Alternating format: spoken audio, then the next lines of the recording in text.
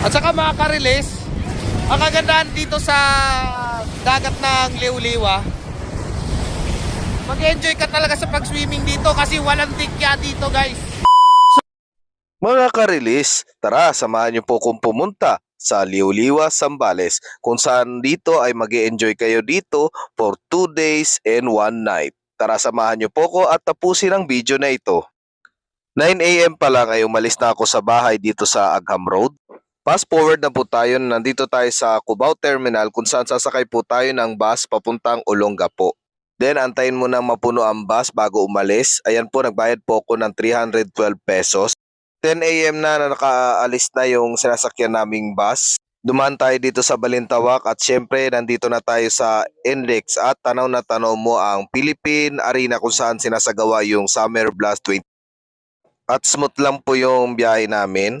Then nakababa na po kami dito sa Olongapo City at naghanap dito sa Victory Liner ng papuntang Iba at bababa ng San Felipe Market. At syempre nantay pa rin mapuno yung bus. At nagbayad po ko ng 120 pesos pababa ng San Felipe Market. Nakaalis na po yung bus na sinasakyan namin. Then after 1 hour na biyahe namin, nakarating na po kami dito sa San Felipe Public Market. Maghanap pa po tayo ng tricycle papunta sa ating tutuluyan. Ginutom na rin ako sa haba ng biyahe. 3 to 4 hours kasi yung biyahe papunta dito talaga sa Liuliwa. At depende po yan kung sa traffic o hindi. Nagbayad po ako dito sa tricycle ng 100 pesos at environmental fee na 50 pesos.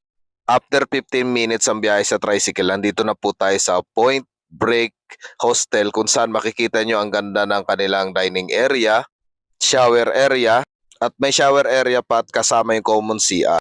Mga ka-release, dito po ako nagstay ng 2 days and 1 night dito po sa aircon room, good for 8 person. Message lang po kayo mga ka-release sa kanilang legit na page na Point Break Liwa.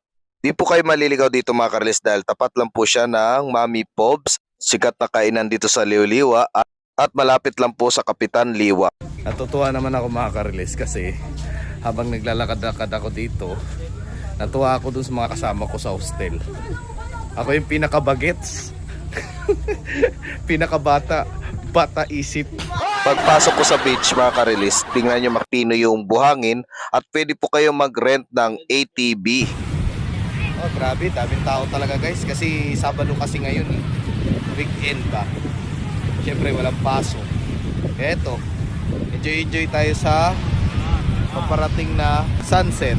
At saka mga ka-release, ang kagandahan dito sa dagat ng Liuliwa, mag-enjoy ka talaga sa pag-swimming dito kasi walang dikya dito guys.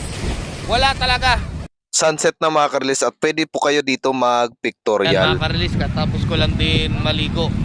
Yun naman kasi pwedeng pag naligo ko, dali ko pa yung cellphone dun. Eh dagat yun.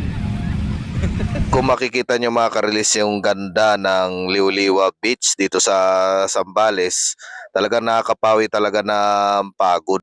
Mahalon nga lang talaga siya mga ka-release at may mabibili pa kayong iba't ibang klaseng mga keychain, mga souvenir.